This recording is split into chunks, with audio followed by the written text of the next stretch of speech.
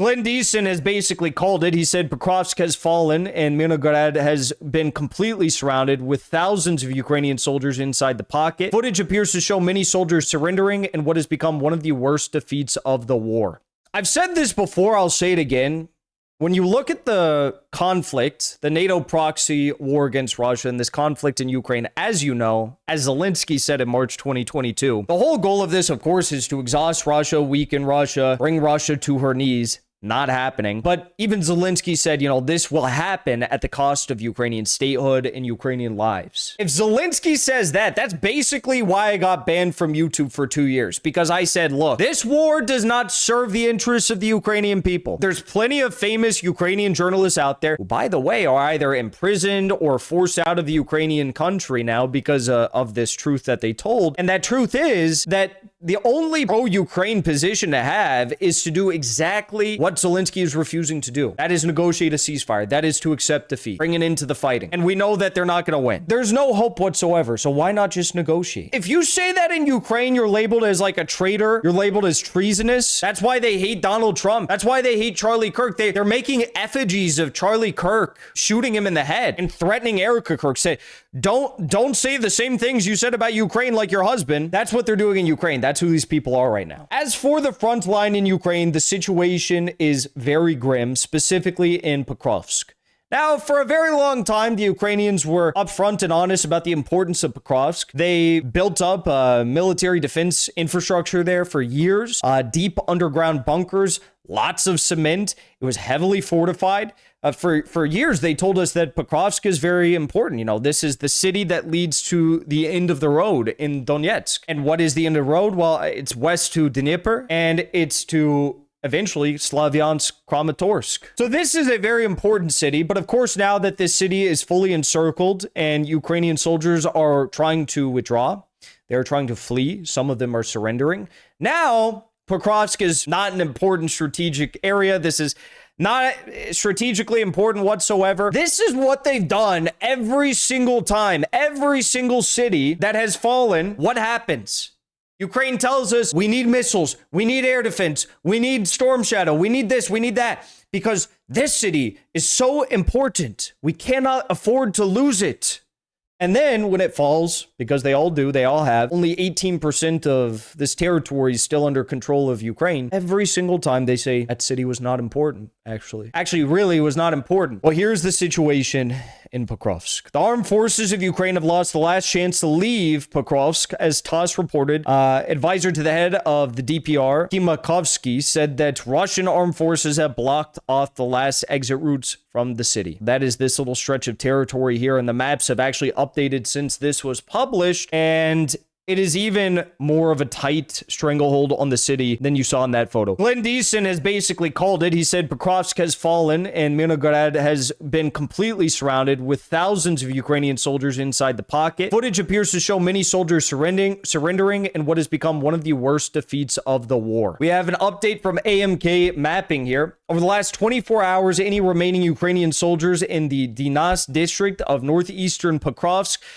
surrendered after being physically encircled earlier. After combing operations, the rest of the district was brought under full Russian control. This is just referring to the northeast, by the way. Attacks are now being carried out further east through Rivne. Russian forces were able to capture additional positions in the southern houses of the village as they attempt to advance east along the highway towards the northwestern outskirts of Mirnograd. Northwest of Mirnograd, Russian forces leveled the front line east of the northern pincer, which is right here, as you can see. After earlier infiltrations, they were able to consolidate in the pig farm complex northwest of Svitle, as well as the tree lines to the north. Additionally, Russian forces captured the pig farm complex south of Chervonya Liman, as well as the rest of the railway windbreaks further south. Fierce fighting continues in the west with no confirmed changes. As of right now, not a single part of Pokrovsk is under Ukrainian control. More than 95% is under Russian control. Basically, what we are witnessing is the encirclement of these troops, which apparently several thousand troops do remain in that territory. Now, why do these troops remain there? Because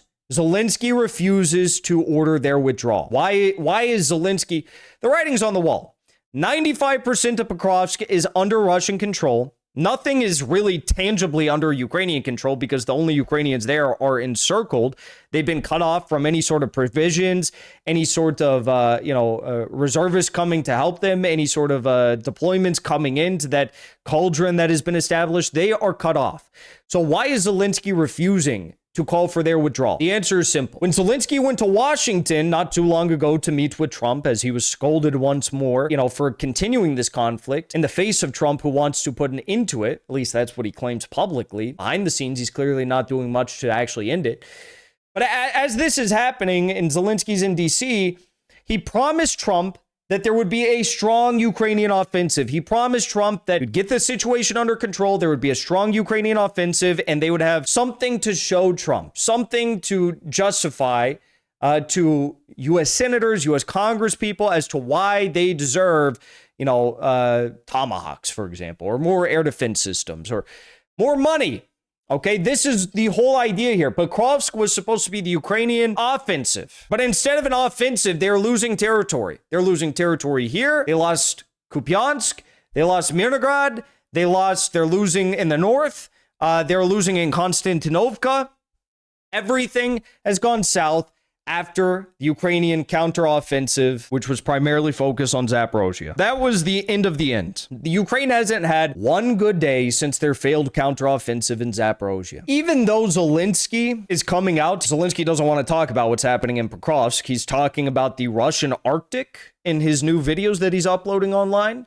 He's becoming more and more detached from reality. He's talking about how Russia is controlling the Arctic and somehow we need to focus on this now. As he's doing that, Zelensky is also coming out and he's saying that there's only 314 soldiers in Pokrovsk and Ukrainian drones eliminated a record 25,000 Russian soldiers in October alone. Two obvious lies, considering that 95% of Pokrovsk is under Russian control. And how can we prove this? Well, maybe we should look at the Ukrainian military accounts, which are actually reporting on what's happening there. This is translated from a Ukrainian military Telegram account. They say, no words, just some effing shit. I don't even know how to comment on this. I'll say one thing. The situation reminds me of Sudzha, when our Cossacks were coming through a narrow strait. So here they're referring to the Pokrovsk encirclement and the fact that anyone who tries to leave is going to have a very, very difficult time to try and exit the Pokrovsk territory. I feel very sorry for the fighters, they say, very much. It hurts that right now the junior commanders are feeding such BS into the ears about how everything is fine. Are you all kidding me? Stop calming people down, feeding them crap on the news. I'm already sick of it to the max. You know what's the main thing? When the truth suddenly comes out and you all sharply believe it, but the fighters can no longer be brought back. I remember a time when, like Sudzha, when the Ukrainian Telegram accounts would just constantly lie until the very last day when the Russians would take a city, and then they just wouldn't talk about it. Now we're seeing something different. Now we're seeing that they're actually getting very pissed off about the fake news, about the lies, about the fact there's no orders for withdrawals or retreats. So Zelensky's basically signing off and saying, we'll let these men die, okay?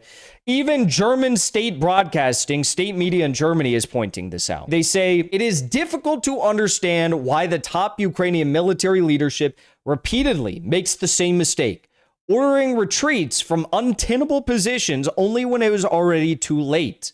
Now, keep in mind, Zelensky still has not ordered a withdrawal or retreat from Pokrovsk, so that hasn't even happened here yet. But this is what German media is pointing out. Whether this stems from an absolute fixation on defending every inch of territory or from prioritizing domestic political PR interests cannot be determined at present. But it's not just domestic. I mean, this is international too, because he's got to show something to the West. He's got to show the Europeans. The Europeans are saying, why are we giving you money if you're not putting every man out there? Why are we giving you money if you're calling for retreats? If you're calling for retreats, we may as well just settle this conflict. That's how deranged and sick and twisted these people are. These are people like Lindsey Graham who said, we're running out of bombs. We are running out of bombs. We didn't even run out of bombs in World War II, and we're killing all the right people, and we're dropping your taxes. This is their mentality. They are sick, twisted, and demonic, and even the German media is pointing this out now. Bloomberg, this Ukrainian town's fall doesn't have to be a significant defeat. Well, what will be a significant defeat? When they take all of the Donbass? when they take the final remaining percent, the Donbass, which is under Ukrainian control, will it be a significant defeat at that point? Because they've already taken over 80% of the Donbass. It wasn't too long ago that the Russians were at like 70, 75%. So what would be a significant defeat? The Washington Post is suggesting that one of the reasons why Zelensky did not withdraw the thousands of troops who are now trapped was PR. Leaving Pokrovsk can be used to influence an unpredictable White House that Kiev is unable to hold Moscow back from its maximalist goals. Ukraine must choose between saving territory or its men in Pokrovsk fight.